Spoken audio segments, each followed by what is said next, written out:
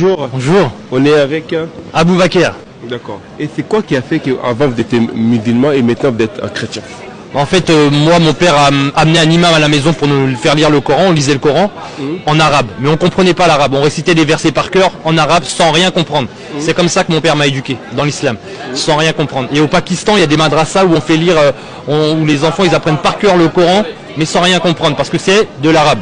Donc moi, je suis en France. Dieu a permis que je parte dans une famille d'accueil en France. Comme je vous ai dit, j'étais parti pour des vacances pendant 3 semaines. Et en fait, c'est là où j'ai entendu parler de Jésus pour la première fois. On m'a parlé de Dieu en français. Et là, j'ai compris. J'ai lu la Bible et ensuite j'ai lu le Coran en français cette fois-ci. Et j'ai vu que c'est pas du tout une continuité. Parce qu'en fait, la Bible déclare que Jésus est le Fils bien-aimé de Dieu. On le voit dans Matthieu chapitre 3. Matthieu chapitre 3 verset 16, lorsque Jésus-Christ a été baptisé dans l'eau. Jean-Baptiste, voilà, il a baptisé Jésus. Jésus est sorti de l'eau. La Bible dit que Jésus s'est mis en prière. Et le ciel s'est ouvert. Le Saint-Esprit est descendu sur lui comme une colombe. Et la voix du Père s'est fait entendre, la Trinité. Le Fils qui est plongé dans l'eau qui ressort, le Saint-Esprit qui arrive et la voix du Père. Ils sont 3. La voix du Père qui dit, celui-ci c'est mon Fils, bien-aimé, en qui j'ai mis toute mon affection, écoutez-le. Il le redit encore au moment de la transfiguration. Donc moi j'ai lu la Bible, je vois que Jésus est le Fils de Dieu. Et la Bible dit que celui qui ne croit pas que Jésus est le Fils de Dieu, la colère de Dieu demeure sur lui.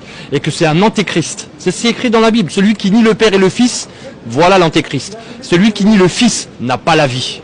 Il n'a pas le Père et il n'a pas Dieu. Et il n'a pas la vie. Donc le Coran dit le contraire. Comment Dieu peut-il avoir un enfant alors qu'il n'a pas de compagne? La Bible ne dit pas que Dieu a une femme. Et Dieu n'a pas besoin d'une femme pour avoir un enfant. Parce que même une bactérie peut se reproduire sans enfant. Sans femme. Sans qu'il y ait une compagne, sans qu'il y ait un binôme. Une bactérie peut se reproduire comme ça. À combien plus forte raison le grand Dieu peut avoir un enfant sans avoir de compagne? Donc Dieu est tellement grand qu'il peut avoir un enfant. Ensuite, la Bible déclare aussi une chose, c'est que Jésus-Christ est mort à la croix. C'était la volonté de Dieu. Ésaïe 53. Le Coran dit qu'il n'est pas mort. C'était un faux semblant. Ils ne l'ont ni tué ni crucifié, c'était un faux semblant. Mais Dieu n'est pas un menteur. Dieu n'est pas un menteur. Lorsque Dieu dit qu'il va envoyer son Fils mourir à la croix pour nos péchés, c'est écrit dans la Bible, il y a plein de passages dans la Bible. Dieu ne peut pas se contredire 500 ans plus tard en Arabie Saoudite pour dire complètement le contraire sur l'identité de Jésus et la mission de Jésus. Jean-Baptiste a bien dit, voici l'agneau de Dieu, celui qui ôte le péché du monde. L'agneau de Dieu, c'est son identité. Jésus-Christ est l'agneau de Dieu. Et ôter le péché du monde, c'est la mission de Jésus-Christ. C'était ôter les péchés du monde. C'était pas juste guérir les malades et faire des miracles. C'était bien plus que cela. À la croix, Jésus-Christ a dit tout est accompli. Donc voilà, moi j'ai lu la Bible, j'ai lu le Coran. Je crois que la vérité est dans la Bible.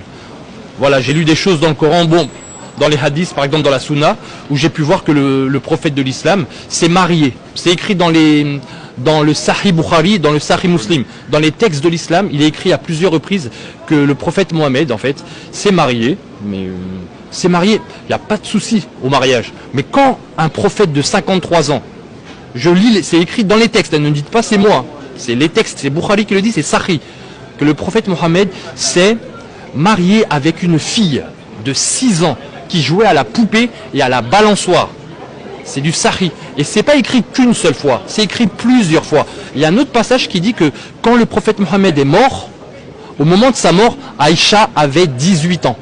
Elle avait 18 ans, c'est pas moi qui le dis, encore une fois, je le répète, c'est pas moi. Ce sont les textes de l'islam.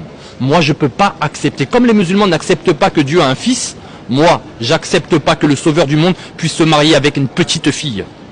Aïcha, de son nom. Voilà. Bon, merci beaucoup. De rien. Passez une bonne journée.